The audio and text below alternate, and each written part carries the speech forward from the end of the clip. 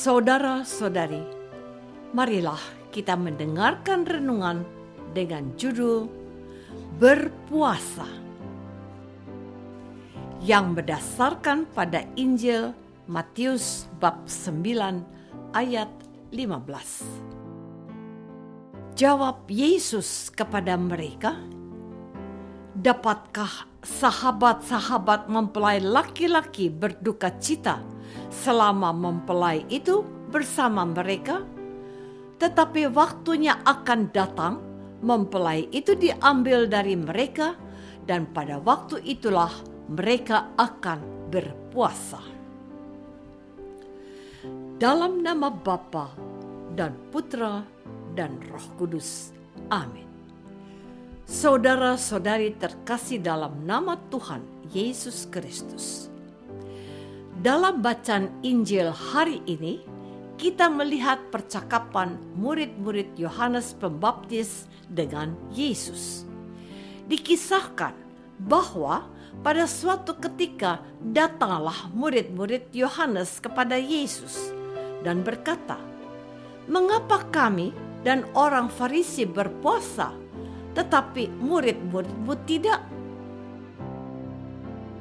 Yesus pun menjawab pertanyaan dari murid Yohanes Pembaptis dengan kepada mereka, "Dapatkah sahabat-sahabat mempelai laki-laki berduka cita selama mempelai itu bersama mereka?" Kemudian Yesus berkata, "Tapi waktunya akan datang, mempelai itu diambil dari mereka, dan pada waktu itulah mereka akan berpuasa." Dari percakapan antara Yesus dengan murid-murid Yohanes ini, terlihat jelas cara pandang yang sangat berbeda dalam hal berpuasa.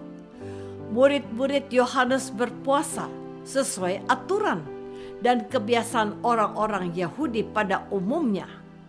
Cara berpuasa murid-murid Yohanes ini sama persis seperti yang dilakukan oleh orang-orang Farisi dan ahli-ahli Taurat.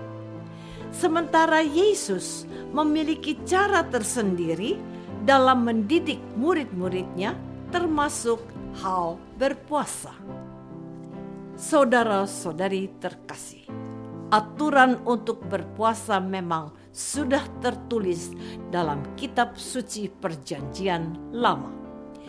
Kitab Imamat bab 16 menuliskan bahwa inilah yang harus jadi ketetapan untuk selama-lamanya bagi kamu, yakni pada bulan yang ketujuh. Pada tanggal 10 bulan itu, kamu harus merendahkan diri dengan berpuasa, dan janganlah kamu melakukan sesuatu pekerjaan, baik orang Israel asli maupun orang asing yang tinggal di tengah-tengahmu. Karena pada hari itu harus diadakan pendamaian bagimu untuk mentahirkan kamu.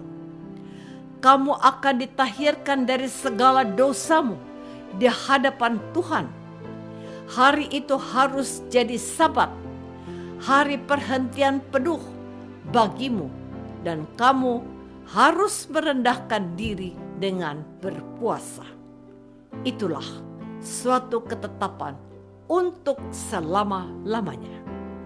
Dan pendamaian harus diadakan oleh imam yang telah diurapi dan telah dihabiskan untuk memegang jabatan imam menggantikan ayahnya.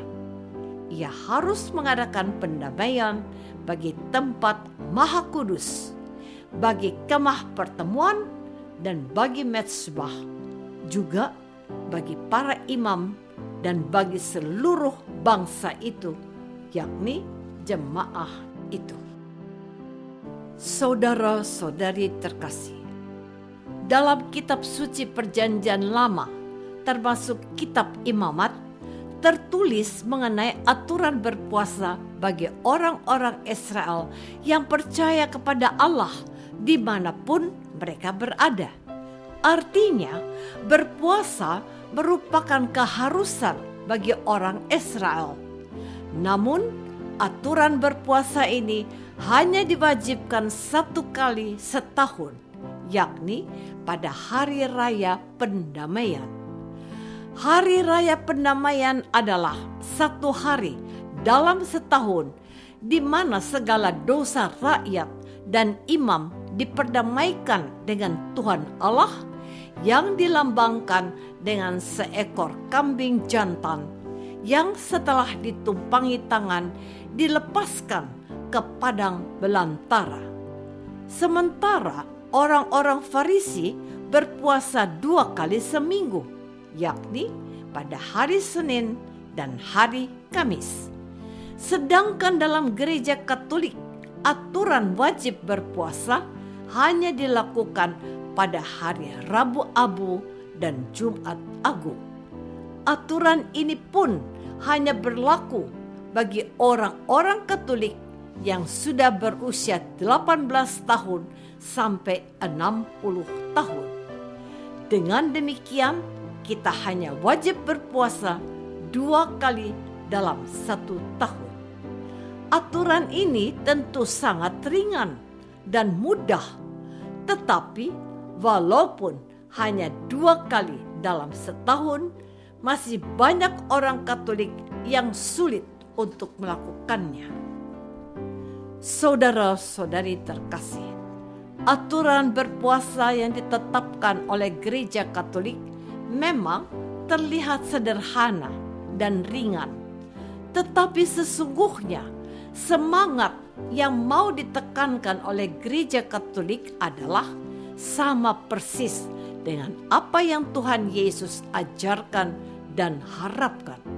Sebab gereja Katolik memang tidak menghendaki kita umatnya berpuasa hanya karena sekedar aturan atau rutinitas. Berpuasa juga bukan upaya untuk menonjolkan dan membanggakan diri depan orang-orang yang tidak berpuasa. Sebaliknya, berpuasa yang dikehendaki oleh gereja sesuai dengan inti ajaran Yesus adalah berpuasa yang mengarahkan kita pada perubahan hidup, yakni pertobatan. Maka kita pun sebenarnya dengan mudah dapat membedakan orang-orang yang sungguh-sungguh berpuasa dan orang-orang yang sekedar atau asal-asalan dalam berpuasa. Orang-orang yang sungguh-sungguh berpuasa dari dalam hatinya akan semakin rendah hati, tidak sombong, semakin dekat dengan Tuhan dan mau berkorban. Sedangkan orang-orang yang hanya sekedar berpuasa dan merasa puas dan bangga setelah berpuasa, tetapi sikap dan perilakunya tetap sama. Apakah selama ini kita sudah berusaha untuk berpuasa bukan untuk membanggakan diri, tetapi mengarahkan kita kepada pertobatan sejati? Marilah kita berdoa. Tuhan Yesus Kristus, Engkau tidak menghendaki kami untuk berpuasa hanya sekedar aturan, rutinitas atau ikut-ikutan saja. Sebab puasa yang Engkau menghendaki adalah puasa membawa kami kepada pertobatan. Bantulah kami supaya pada masa Prapaskah ini kami benar-benar bertobat. Doa ini kami persembahkan dalam nama Yesus, Tuhan dan pengantara kami. Amin. Semoga kita semua selalu dinaungi dan dibimbing oleh berkat Allah yang Maha Kuasa, Bapa dan Putra dan Roh Kudus. Amin.